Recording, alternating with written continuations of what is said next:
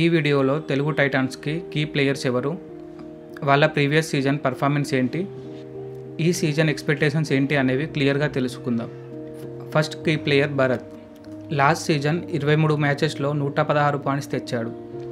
అందులో 102 ride points, 14 tackle points కూడా ఉన్నాయి. ఒక రైడర్గా మాత్రమే కాదు, డిఫెన్స్లో కూడా లెఫ్ట్ ఇన్ రైట్ ఇన్లో ఆడుతూ హ్యాంకిల్ హోల్డ్స్ చేయడం చాలాసార్లు చూశాం. విజయ్ మాలిక్ లాస్ట్ సీజన్ 22 మ్యాచెస్లో 172 రైడ్ పాయింట్స్ తెచ్చాడు. ఎస్పెషల్లీ లాస్ట్ ఫ్యూ మ్యాచెస్లో తన పర్ఫార్మెన్స్ హైలైట్స్ అవ్వడంతో ఈ సీజన్ తనకి ఒక బిగ్ రెస్పాన్సిబిలిటీ వచ్చింది. మెయిన్ రైడర్ భరత్కి సపోర్ట్ చేయడం, క్రంచ్ మూమెంట్లో టీంని ఫినిష్ లైన్కి తీసుకెళ్లడం విజయ్ రోల్లో ఉంటాయి. డిఫెన్స్లో కీ ప్లేయర్గా శుభం షిండే ఉన్నాడు. లాస్ట్ సీజన్లో 22 మ్యాచెస్లో 56 ట్యాకిల్ పాయింట్ చేశాడు.